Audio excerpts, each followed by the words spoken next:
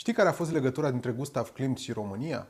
Sau de ce picturile astea au fost arse de SS-ul german, deși Klimt era unul dintre pictorii preferați ai naziștilor? Rămâi cu mine și o să afli răspunsurile la întrebările astea, plus multe alte lucruri care o să-ți folosească în modelarea gustului estetic, în discuțiile cu prietenii sau la următoarea vizită la un muzeu de artă ori expoziție. Salut! Astăzi ne aventurăm în lumea captivantă a unuia dintre cei mai remarcabili pictori ai secolului al XIX-lea și începutului de secol 20, un artist emblematic pentru stilul Art Nouveau din Austria, Gustav Klimt. S-a născut în 1862, fiul lui Ernst Klimt, un gravor în aur originar din Boemia, și al Anei Finster, o pasionată de muzică. Gustav Klimt a fost cel de-al doilea dintre cei 7 copii crescuți în suburbia mică din Baumgarten, la sud-vest de Viena, Austria. Familia Klimt era destul de săracă, fapt ce s-a accentuat și mai tare la prăbușirea bursieră din 1873. În 1874, sora mai mică a lui Klimt, Anna, a murit la vârsta de 5 ani în urma unei lungi boli. Nu în mult timp după aceea, sora sa Clara a suferit un colaps mental după ce a trecut printr-un episod de fanatism religios. Încă de la o vârstă fragedă, Klimt și cei doi frați ai săi, Ernst și Georg, au arătat calități artistice evidente. Gustav însă a fost remarcat de către dascălii săi ca un desenator excepțional în timp ce frecventa școala secundară. În octombrie 1876, când avea 14 ani, o rudă l-a încurajat să susțină examenul de admitere la Școala Vieneză de Arte și Meserii și a trecut cu distincție. Klimt și-a început formarea în Viena în timp ce orașul trecea printr-o schimbare semnificativă. În 1858, împăratul Franz Iosef I a ordonat distrugerea resturilor vechilor ziduri medievale defensive care înconjurau partea centrală a orașului, lăsând un spațiu circular mare care a fost reamenajat ca o serie de bulevarde largi, cunoscute sub numele de Ringstraße sau strada inelară. În următorii 30 de ani, Ringstraße a devenit mărginită de copaci și de mari blocuri de apartamente burgheze, precum și de multe clădiri noi, destinate să găzduiască diverse instituții guvernamentale civice și imperiale, inclusiv teatre, muzee de artă, Universitatea din Viena și clădirea Parlamentului Austriei. Împreună cu noua cale ferată municipală construită, cu sosirea lămpilor de stradă și cu inginerii orașului care au redirecționat fluviul Dunărea pentru a evita inundațiile, Viena intra într-o epocă de aur a industriei, cercetării și științei, motivată de progresele moderne în aceste domenii. Un lucru pe care Viena încă nu l-avea totuși, era un spirit revoluționar în ceea ce privește artele. Curiculumul și metodele de predare ale Școlii Vieneze de Arte și Meserii erau cele tradiționale, ceva ce Klimt nu a pus niciodată la îndoială sau a contestat. Pregătirea tânărului artist includea și studii aprofundate ale operelor lui Tizian și Rubens. De asemenea, Klimt avea acces la bogăția de picturi ale Muzeului de Arte Frumoase din Viena, realizate de maestrul spaniol Diego Velázquez, pentru a cărui lucrare a dezvoltat o afecțiune deosebită. Klimt a devenit, de asemenea, un mare admirator al lui Hans Makart, cel mai faimos pictor istoric vienez al epocii, și în special a tehnicii sale care folosea efecte dramatice de lumină și o iubire evidentă pentru teatralitate și fast. Puțin înainte de a părăsi Școala Vieneză de Arte și Meserii, clasa de pictură a lui Klimt a fost completată de fratele său mai mic, Ernst, și de un tânăr pictor numit Franz Mach, alt artist vienez talentat, specializat în lucrări decorative la scară mare. Klimt și Mach și-au încheiat amândoi studiile în 1883 și, împreună cu Ernst, au închiriat un studio mare în Viena, numindu-și asocierea Künstler Companie sau Societatea Artiștilor. La 22 de ani, atelierul lor, adică Societatea Artiștilor, a primit o comandă să picteze tavanul din zona scărilor din Burgtheater, cunoscut acum și ca Teatrul Imperial. Clădirea pe care o știm azi în Viena este cea nouă, terminată în 1888, clădirea inițială fiind unde este acum Palatul Hofburg. Înainte de a fi dărâmat totuși, Klimt mai primise o comandă de la municipalitate pentru a crea un omagiu ce urma să rămână în amintirea acestei clădiri iubite de public. Aici Klimt și-a dovedit calitățile în marketing, reușind să facă un tablou din perspectiva actorilor, de pe scenă, pictând o sală plină de public. A făcut astfel un tablou în care a avut posibilitatea să picteze sute de portrete. Acest eveniment a fost văzut ca o oportunitate de personajele mondene ale vremii, Gustav fiind asaltat de comenzi de portrete care să fie incluse în tablou. Putem astfel să recunoaștem nobili, doctori, un viitor primar al Vienei și alți politicieni, actori și actrițe, colecționari de artă și jurnaliști. Opera în sine nu e vreo realizare măreață, dar publicitatea a adus-o în centrul atenției și a creat mari așteptări pentru lucrările care urmau să împodobească noul teatru. Revenind la comanda pentru noul edificiu artistic, trebuie să menționez că tema picturilor era Revoluția teatrului, Klimt pictând altarul lui Dionis, carul lui Thespis, teatrul shakespearian și teatrul din Taormina. Se presupune că teatrul lui Dionis din Atena ar fi locul de naștere al teatrului european, prima piesă fiind pusă în scenă în anii 500 înaintea erei noastre. Observăm aici nuduri cu minți, în stil clasic, care mai târziu o să se dezlănțuie în picturile lui Gustav. Carul lui Thespis ilustrează primul actor ambulant, carul cu care mergea fiind scena însăși. Putem vedea machiajul puternic sau masca teatrală, totul fiind acompaniat de un alai zgomotos. Ajungem apoi în lumea lui Shakespeare, Klimt pictând un teatru din era elizabeteană, pe scenă fiind finalul operei clasice Romeo și Julieta.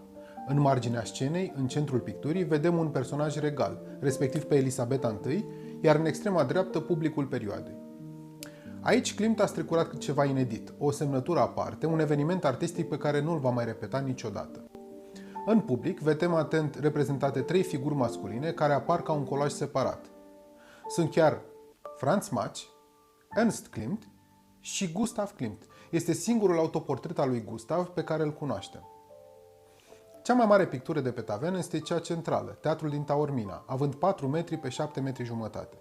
Klimt vizitase Sicilia cu puțin timp în urmă, unde a avut ocazia să vadă chiar originalul teatru grecesc. Împăratul a fost atât de încântat de lucrările artiștilor de la teatru, încât i-a medaliat cu Crucea de Aur pentru merit. Asta i-a făcut faimoși și foarte căutați în lumea bună.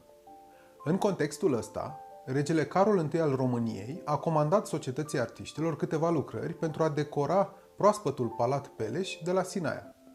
Comanda presupunea executarea unor tablouri reprezentând strămoșii regelui Carol, reproducere ale unor tablouri pictate de maestri clasici și decorarea sălii de teatru.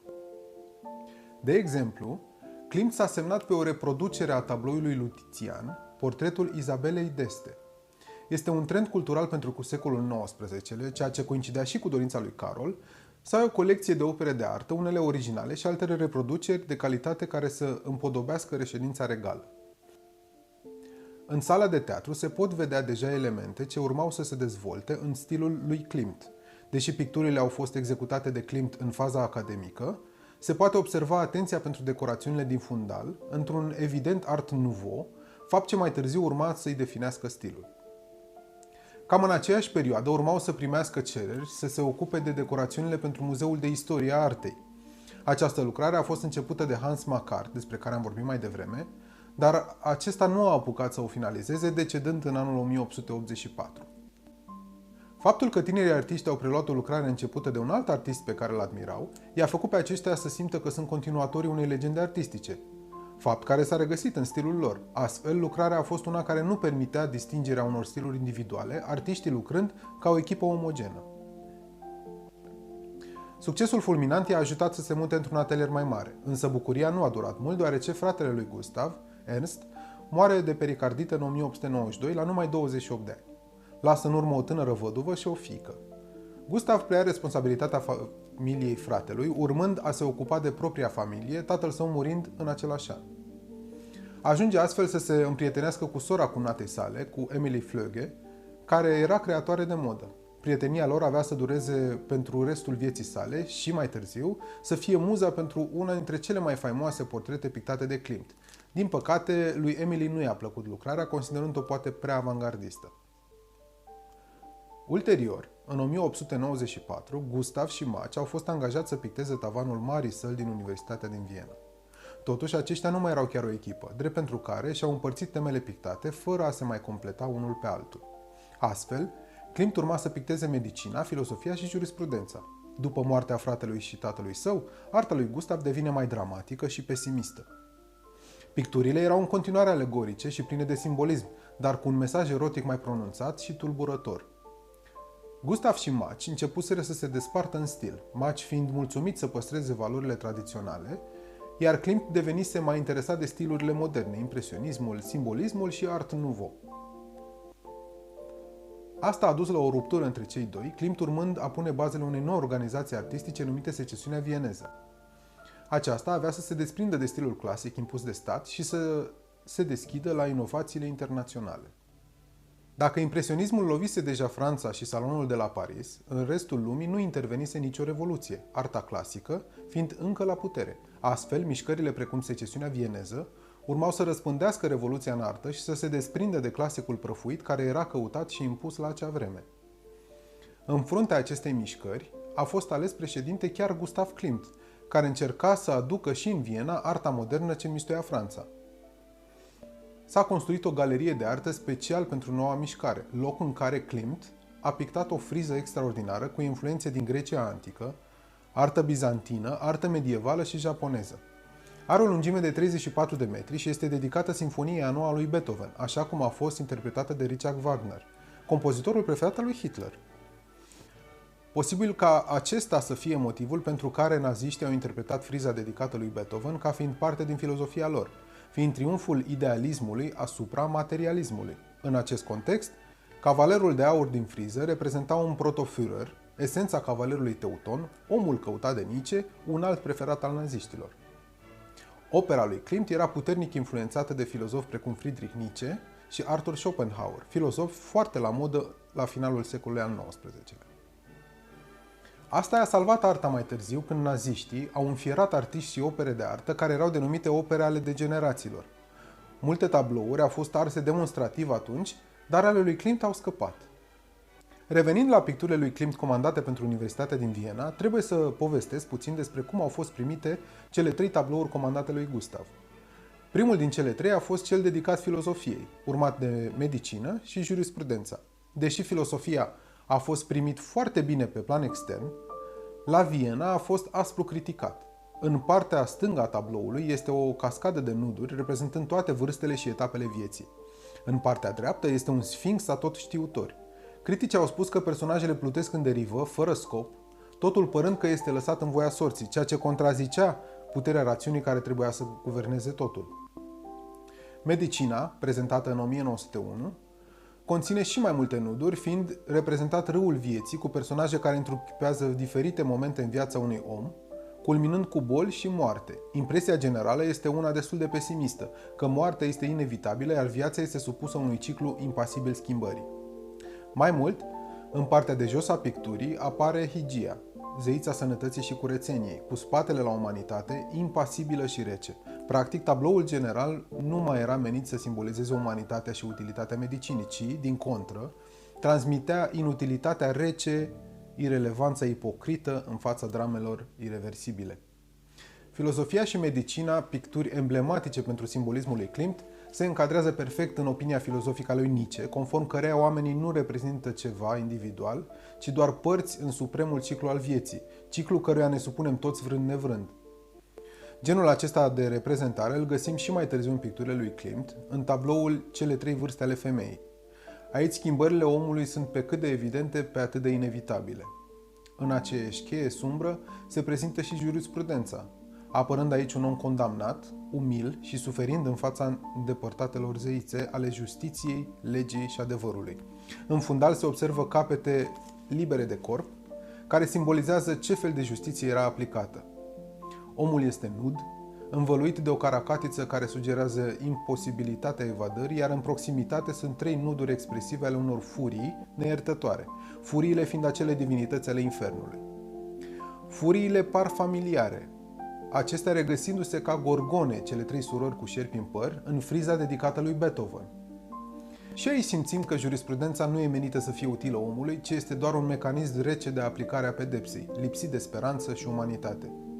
Niciuna din cele 3 picturi nu a fost expusă, încălcând atât limitele obscenității de la acea vreme, cât și intenția de a inspira pe privitorii avizi de cunoaștere. Klimt a restituit banii pe care i-a primit ca avans pentru aceste picturi, renunțând să mai expună lucrările. Una dintre picturi a fost cumpărată de un prieten și admirator al lui Klimt, industriașul evreu August Lederer. Acesta cumpărase și friza dedicată lui Beethoven de la un colecționar de artă. Pentru că naziștii au început confiscarea colecțiilor de artă deținute de evrei, colecția lui Lederer a fost printre primele afectate. Friza a fost recuperată de aliați și returnată colecționerului care, ulterior, a vândut-o înapoi statului austriac. Picturile realizate pentru universitate nu au avut același final fericit, acesta fiind, se pare, parte din colecția nazistă care a fost incendiată de SS-ul german în retragere. Probabil că ai observat lipsa culorilor în ceea ce ți-am arătat până acum. Asta pentru că nu mai avem operele originale, ci doar niște poze. Cu toate acestea, în 2021, cu ajutorul inteligenței artificiale, datorită colaborării dintre Google și Muzeul Leopold, s-au putut recrea coloritul tablourilor pentru a putea să ne bucurăm de o posibilă variantă finală a celor 3 picturi. După dezamăgirea suferită cu ocazia controversei scate de comandă pentru universitate, Klimt nu a mai acceptat genul ăsta de lucrări, concentrându-se imediat pe portrete din înalta societate. Despre gestul făcut de Gustav în urma criticilor primite, dar și despre cele mai faimoase tablouri ale lui Klimt, vei afla în partea a doua a acestui episod, tot pe canalul meu.